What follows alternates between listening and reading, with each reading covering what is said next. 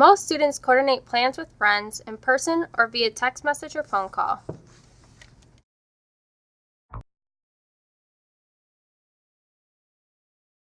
I use Facebook and Skype to keep in touch with all my friends who are abroad in Japan and Scotland. Well, sometimes we text, G-chat, and email all at the same time. I live so far away from home.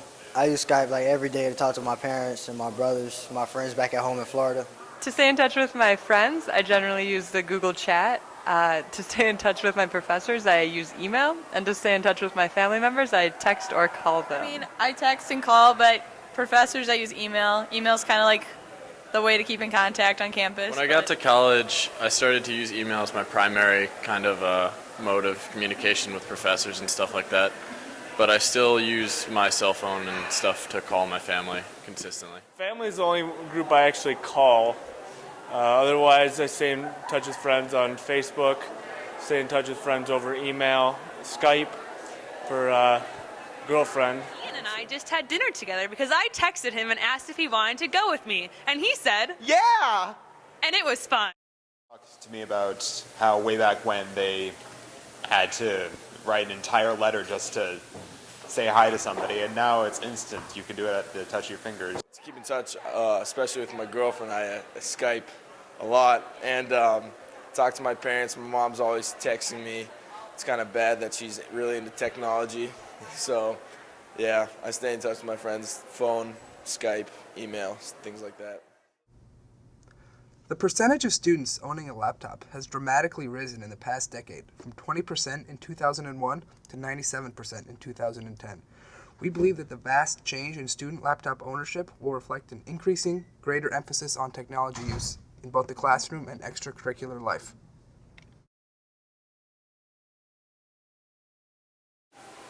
I would say technology definitely does affect where I study on campus because some places in the library are dead zones and you can't get text messages. So if you're trying to meet someone, you can't be there because you'll never know when they're coming. And sometimes you need to be close to a plug to plug in your laptop. So I kind of pick my study spots accordingly. I'd say technology affects where I study on campus because a lot of places on campus don't have cell phone reception, and sometimes I really need to have cell phone reception and know what my friends are doing and when we're going to dinner.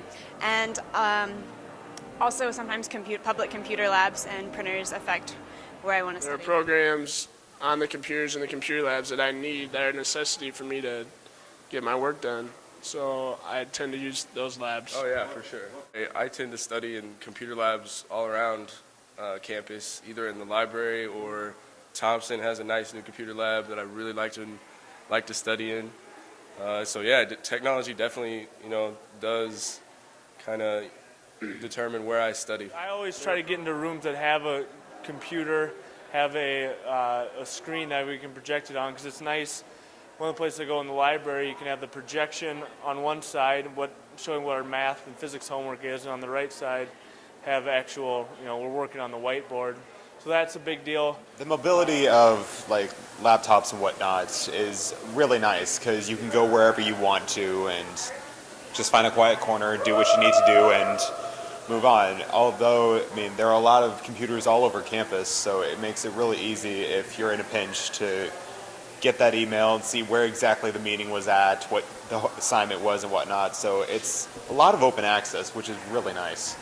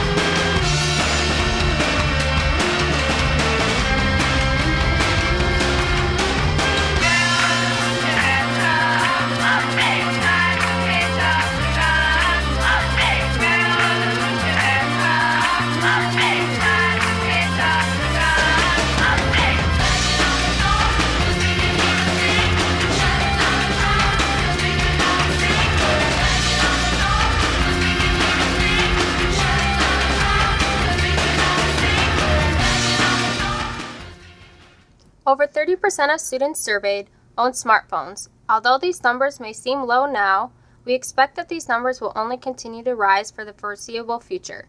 The growth in the smartphone category is significant because smartphones present an entirely new and mobile means of connecting with students.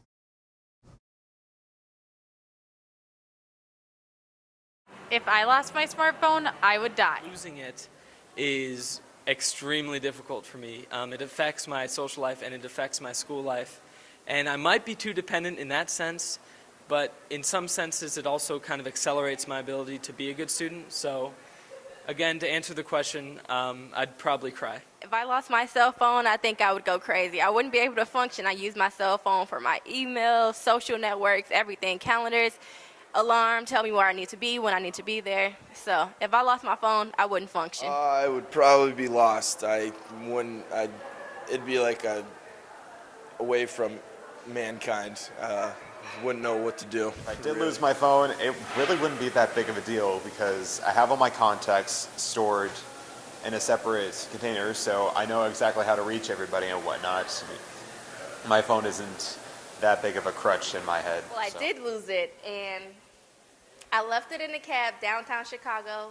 I was going shopping, and the moment I looked for my phone and I could not find it, my heart was on the floor. It was the worst 30 seconds of my life.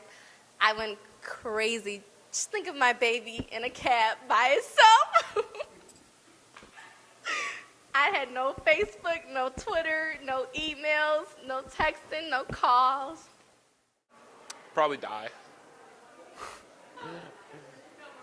I mean, I just have to remember things a lot more. Like I'd use my hand to write stuff down because I have my calendar, Google Calendar, everything on there. As much as I wish I could carry on without it, I would freeze up if I lost because I update my Twitter all the time on my phone, update my WordPress blog. I'm constantly texting people. I don't know anyone's number, so it's as much of a handicap as it would be if I lost it.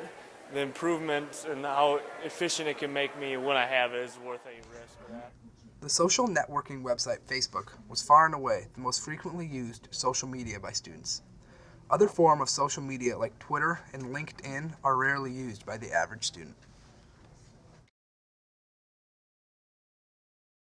One of my professors was Vicki Harper in the philosophy department, who's older, and I really, really respect her a lot.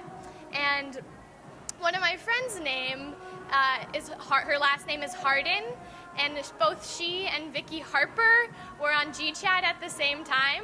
And I clicked on Morgan Hardin, I thought, and said, "Oh, hey, sexy, what's up?" And I actually clicked on Vicki Harper's GChat name, and it was just the most mortifying experience ever via technology. I went, and I think my heart stopped beating on the 3rd floor of Volbag. I could not breathe. And then I was just like, "Oh my God, Professor, I'm so sorry. I totally thought you were someone else." Just rattled it out, and then I just started cracking up, and I had to leave the library because I was so embarrassed. That's my story. Story with technology was, it was a half an hour before my paper was due, and all 3 printers that I went to were not working. Ball game, and I dropped my phone in the toilet, and it was broken for 3 Well, weeks. just a scary story. I just finished a 12-page research paper for biology, and my computer crashed the night before it was due. So I lost about 6 pages of work, and so I had to talk to my professor about that and fix something. So remember to save your work. I think the funniest things that happen with technology is when you leave a personal thing open in public. For example, in the green room we have a computer lab, and when somebody leaves their Facebook up in the green room, you know that somebody is going to mess with it so much. They will post weird pictures, they will change your name, they will change everything about you just to get a kick. For example, I was once Yuri Nader, and I have no idea why they decided to go and pull that, but it was hilarious for a little while at least.